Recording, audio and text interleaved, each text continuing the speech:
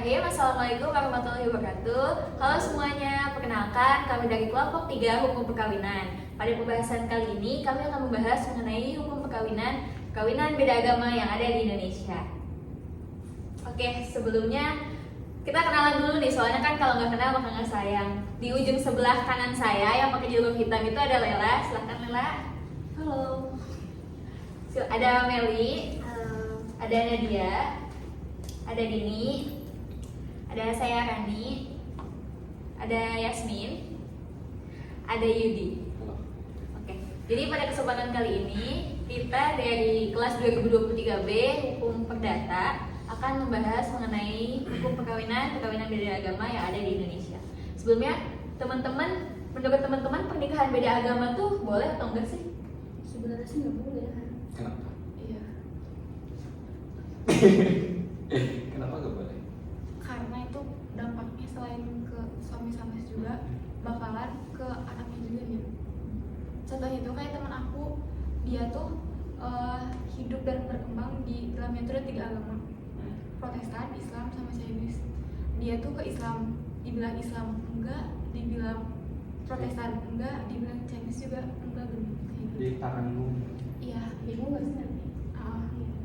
Ya, tapi dia tuh kalau misalnya secara agama dia udah seumuran kita, berarti udah punya KTP dong. Iya. Secara KTP-nya tuh ditulisnya agama. Tiga-tiganya? Enggak, Oh, enggak. dia tuh sebenarnya lahirnya diazanin kan. Iya. Terus kita juga temen-temennya tahu kalau misalkan dia tuh Islam, tapi dia sholat jarang, kayak apa ya, makan sholat jarang tapi makan babi ya. Seimbang nih. Iya. Dan akhirnya Balance ya? iya. Harusnya balance. Dan dia tuh akhirnya milih buat keluar dari Islam, dirinya ke Kristen, karena dia juga mikir kayak di Islam juga aku gak sholat, gak puasa, buat apa gitu istilahnya. Oh, gitu. Iya. Tapi berarti sekarang dia udah Kristen. Itu orang tuanya emang beda agama dari Islam sama Kristen atau iya, atau ada agama lain atau gimana? Dan neneknya Neneknya tuh neneknya Islam, nikah sama orang Kristen, lahir anak-anaknya. Nah anak-anaknya teh ngikutin neneknya juga. Oh. Jadi kayak Beda karena agama gitu. iya, karena orang tuanya beda agama, makanya anaknya juga nikah sama yang beda agama juga gitu.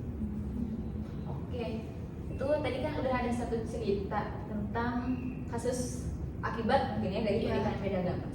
Kalau yang menurut teman-teman tahu gitu, pernikahan beda agama tuh sebenarnya didasarkan atas apa sih latar belakang yang bisa menyebabkan pernikahan beda agama gitu? Mungkin ada timnya rasa kasih sayang ya sesama, terus ada kekurangan apa ya, pengetahuan akan agamanya, terus pergaulan gitu. Menurut aku gitu sih. Kalau dari teman-teman yang lain ada nggak? Apa sih yang menyebabkan kok di negara kita tuh bisa ada pernikahan beda agama? Kalau menurut aku sih dari segi lingkungan. Nah, Iya. Ya. betul. Misal si cowoknya itu mainnya emang di lingkungan itu gitu ya, di lingkungan yang emang misal si cowoknya tuh muslim, terus dia bergaul di lingkungan non muslim, terus ya mungkin dari sana dia ketemu gitu sama seorang cewek yang emang non muslim gitu, menurut aku mah, tapi nggak tahu ya. Menurut Layla gimana? Sama sih. Sama? Aku pikir, Meli ada nggak? Sama atau Yasmin? Tapi emang di Indonesia boleh nikah beda agama? Bukannya nggak boleh ya? Gimana? bukannya nggak boleh, tapi nggak ada peraturannya kan? Iya, nggak ada peraturan. Boleh. Secara apa ya? Secara tegas gitu bahwa pernikahan beda agama itu nggak boleh. Tapi emang pada dasarnya kan peraturan beda agama itu nggak boleh. Dari apa ya? Dari agama aja udah beda kan. Pernikahan itu adalah pernikahan yang dilaksanakan berdasarkan agama dan kepercayaan masing-masing kan. Itu menurut Undang-Undang Perkawinan ya pasal 2 kalau nggak salah, kalau pernikahan itu harus dilaksanakan sesuai dengan agamanya masing-masing. Berarti kalau pernikahan beda agama itu nggak boleh. Itu kalau secara undang-undang. Kalau dari sisi agamanya sendiri itu mengatur jelas nggak sih kalau pernikahan beda agama itu? Kalau di Al-Quran sih ada ya, dalam Quran surat Al-Baqarah ayat 221. Terus artinya tuh, dan janganlah mereka menikahi wanita-wanita musyrik kecuali mereka beriman. Di dalam Al-Quran juga emang udah terdaftar sih kalau pernikahan itu dilarang, karena itu pasti nantinya nggak sah. Tuh. tapi kan ada juga ulama yang bilang kalau misalnya cowok tuh boleh nikah sama perempuan beda agama tapi sama yang ahlul kita iya. Dalam artian gimana tuh ahlul kita? Kalau nggak salah ya, Oke. jadi aku pernah baca, jadi si ceweknya tuh bisa bener-bener ngerti tentang agama yang dia anut. Kan kalau misalnya di Islam teh istri itu kan harus mentaati peraturan suaminya kan, selagi itu baik dan nggak nentang jalan Allah. Nah, kenapa bisa menikahi ahlul kitab tuh biar si ceweknya bisa nurut gitu katanya. Tapi Allah juga kasih tahu kalau misalnya emang itu memberatkan kamu, mending gak usah sekalian dilaksanain gitu. Oke, tapi menurut teman-teman itu kan tentang ahlul kitab. Di zaman kita sekarang ini ahlul kitab tuh masih ada nggak sih kiranya? Dan mengukur seorang ahlul kitab tuh seperti apa gitu? Agaknya susah nggak sih di zaman kayak begini? Gitu. Soalnya kan orang yang benar-benar ngerti agama pun belum bisa disebut ahlul kitab gitu kan. Gitu pun sebaliknya orang yang tidak mengerti agama apalagi. Jadi pernikahan beda agama ini kira-kira ada nggak sih menurut teman-teman? Kan dari peraturan tuh sudah jelas sebetulnya bahwa pernikahan ini dilarang, tapi kenapa masih dilaksanain? Menurut teman-teman ada nggak sih alasan-alasan lain gitu? Apa kekurangan, kelebihan pas orang-orang yang memutuskan untuk melaksanakan pernikahan beda agama itu kan biasanya keluar negeri kan? Karena di negara kita nggak boleh melaksanakan pernikahan beda agama. Itu ada nggak sih kelebihan dan kekurangan bagi mereka yang melaksanakan pernikahan beda agama?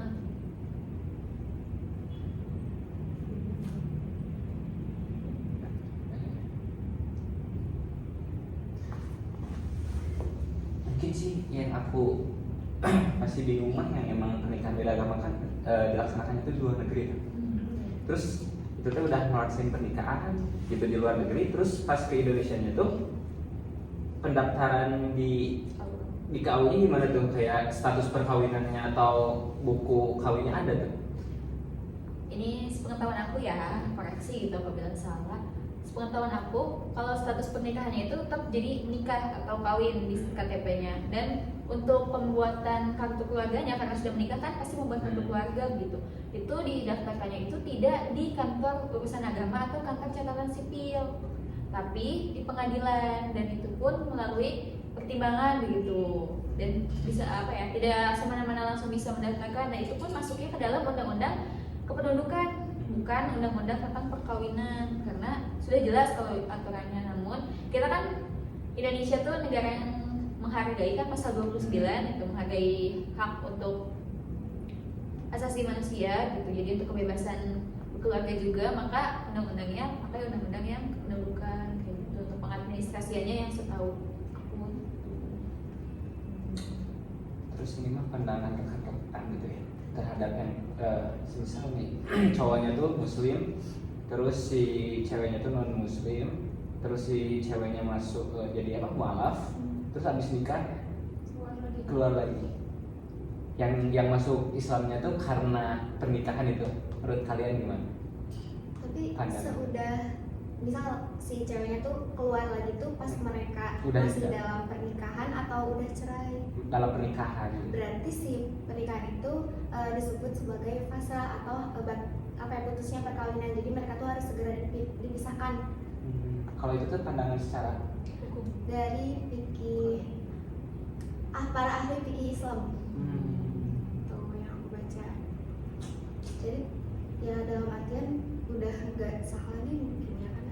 soalnya kan banyak juga gitu yang emang Jadi mualaf tuh karena nikah doang gitu, Iya. padahal udah nikah ya udah gitu. kalau secara ininya, kalau secara undang-undang atau kenegaraannya gitu mungkin ya yang aku tahu, kalau pernikahannya terjadi seperti itu, nanti apabila perceraian dan segala macam yang akan dilaksanakan, itu pernikahannya jadinya batal demi hukum karena adanya ketidakjelasan gitu dari kedua belah pihak. Jadi pernikahannya itu batal dan status perkawinannya mungkin ya, ini mah mungkin koreksi apabila salah, itu bisa saja jadinya bisa belum kawin, karena untuk janda, menyatakan janda atau duda itu kan pernikahannya harus sah kan apabila terjadi perceraian atau perpisahan kan. Tapi sedangkan ini pernikahannya saja batal gitu, bagaimana kita bisa menyatakan seseorang menjadi duda atau janda apabila status pernikahan saja batal seperti itu. Terus gimana kalau misalnya dia udah punya anak? Terus gimana? anaknya tetap, anak itu tetap anak sah, bukan anak luar kawin atau anak haram gitu. Itu anak sah, tetap karena kan itu hasil dari pernikahan yang sah. Karena kan si misalnya istrinya mualaf dulu kan pas nikah, berarti pernikahannya jadi sah karena seagama. Tapi ketika sudah bercerai dan pindah agama lagi, anak itu tetap menjadi anak sah. Seperti itu. Tapi dari segi perbedaan agama itu bisa mempengaruhi yang memang kasus perceraian di Indonesia itu dari yang pernikahan beda agama. Pengaruh gak gitu? Meningkatnya kasus perceraian di Indonesia tuh bisa dikarenakan karena nikah beda agama itu. Kalau pengaruh atau tidaknya menurut aku tuh itu berpengaruh juga, karena kan termasuk ya itu tadi kenapa pernikahan agama, balik lagi ke alasannya kenapa nggak boleh tuh ya karena nanti bakal ada gesekan-gesekan kan selama berumah tangganya. Nah ketika adanya gesekan gitu maka si suami istri kan pasti bakal bercerai, dan itu pun menjadi salah satu faktor meningkatnya perceraian gitu, karena beda agama itu terus banyak konflik dalam rumah tangganya gitu. Mungkin dari teman-teman ada nggak sih yang sepandangan? Ada perbedaan, apalagi kan Dia kan beda agamanya juga. ya dari atasannya gitu, dari keluarganya mungkin kan kayak Nuntutnya secara agama ini, ya, secara ini. jadi kan dari keluarga ada tekanan, dari sini ada tekanan, jadi ya pastinya iya cerai karena akibat dari beda agama kan gitu ya. Jangankan yang beda agama, yang seagama aja pasti kayak Ujiannya banyak kan? ujiannya banyak ini, apalagi yang beda agama. Itu sih alasan-alasan kenapa pernikahan beda agama tuh dilarang di Indonesia, karena yaitu takutnya terjadi gesekan-gesekan yang malah menyebabkan, kan tujuan pernikahan itu kan salah satunya ada abadi kan, rukun sakinah mawadah warahmah ya kan. Tapi kalau ketika itu diadakan atau dilaksanakan oleh yang berbeda agama, maka akan susah gitu kan mencapainya karena terlalu banyaknya perbedaan seperti itu. Oke. Ini mah ya, Enggak. cuma ngobrol aja. Semisal ini mah ke kamu dan gitu, kan kamu muslim nih. Ada yang datang gitu seorang cowok yang memang mau serius, kamu bakalan gimana? Tapi non muslim si cowoknya, bakalan gimana itu?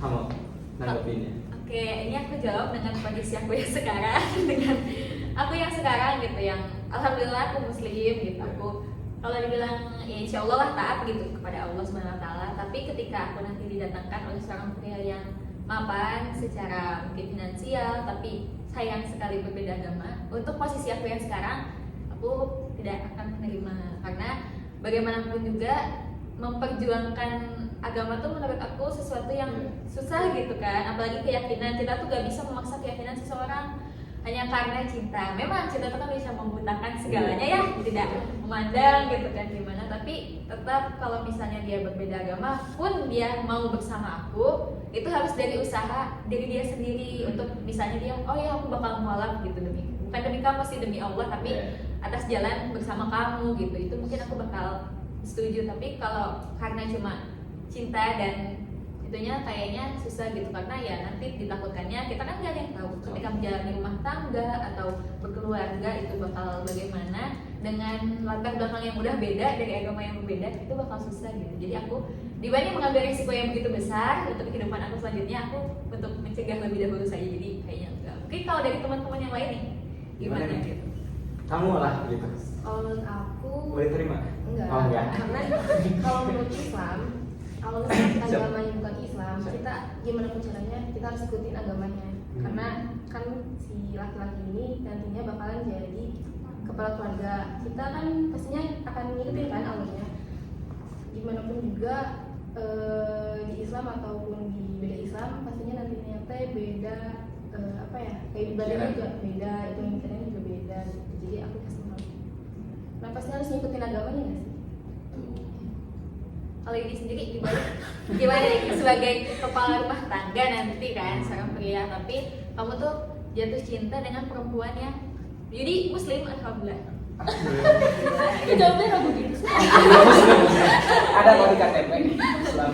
Jadi ya gimana gitu kalau ketika nanti kamu jatuh cinta dengan seorang wanita gitu, perempuan yang mungkin bisa dibilang soleh di agamanya gitu ya, dia ibadahnya taat gitu, dan terlihat perempuan baik-baik yang akan bisa kamu tuntun dan bimbing, itu akan ketika kamu beda agama, apakah akan kamu ajak ke dalam muslim atau bagaimana?